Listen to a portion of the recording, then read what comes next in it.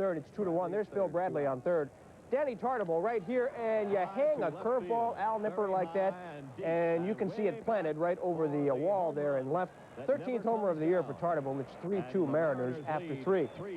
But the Red Sox came back in the bottom of the 5th. Marty Barrett at the plate. He singles to right. Ray Canotis runs through the stop sign at third base. And what's going to happen?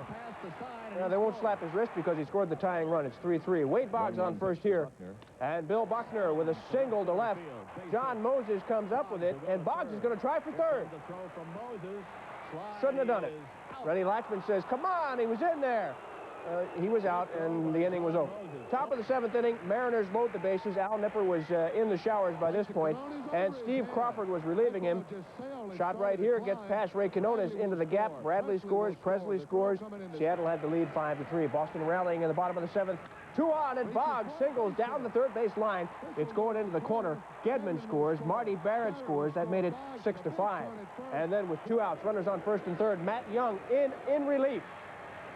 And he gets a jam job right there on Jim Rice. Easy one to handle. That ended the inning. It was 6-5. Top of the 9th, Bob Stanley on, trying to keep that margin at 1 run. Ken Phelps says, no thank you. A leadoff homer over the Green Monster into the screen. That made it 7-5, and Seattle added 2 more in the inning. They go on to win by the score of 9-5. O'Moore picks up the win with some relief help from Matt Young in that one. Nipper takes the loss. Boggs, by the way, had 2 singles. His average now at 376, and he leads the major leagues. Danny Tartable had a single in that game. His hit streak now at 12 straight.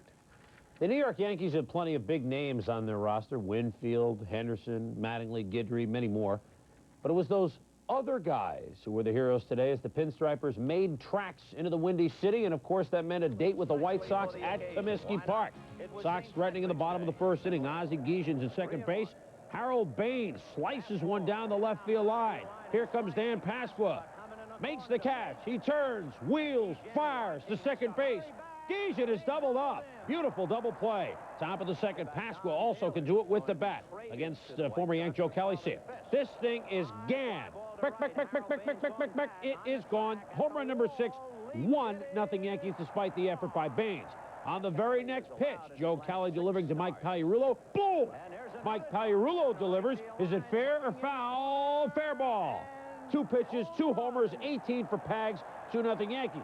Top of the 3rd, 3-0 Yankees. Ron Hasse is up. He goes down and nails this pitch. Harold Baines getting sick and tired of running back on these things.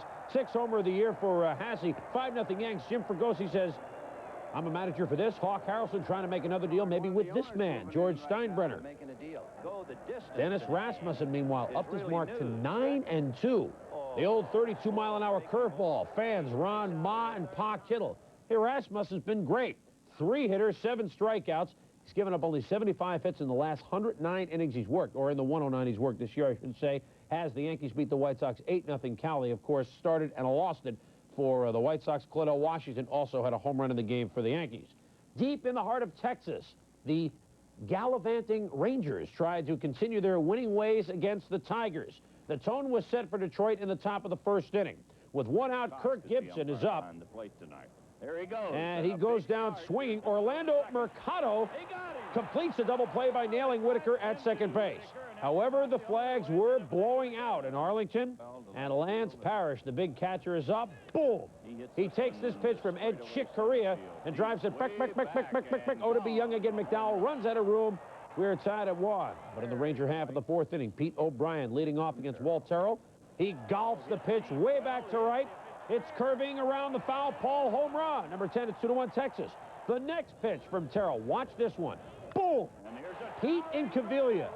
400, 450, 475, estimated 500 foot tonight. 3-1, this 15th of the year. After a walk to Gary Hospital Ward, boom! Larry Parrish with a home run to left field. 3 homers in the 4th inning. Number 14 for Parrish. 5-1, the Rangers. Sparky, what are you going to do? It got stranger and stranger. Parrish's pickoff throw goes somewhere down the Rio Grande. By the time it rolls around, Scott Fletcher is going to try and score from first base on a pickoff throw. Forget the relay. Forget the game. The Tigers have lost 6 of 7, and they are stumbling as Texas wins again by a score of 9-3.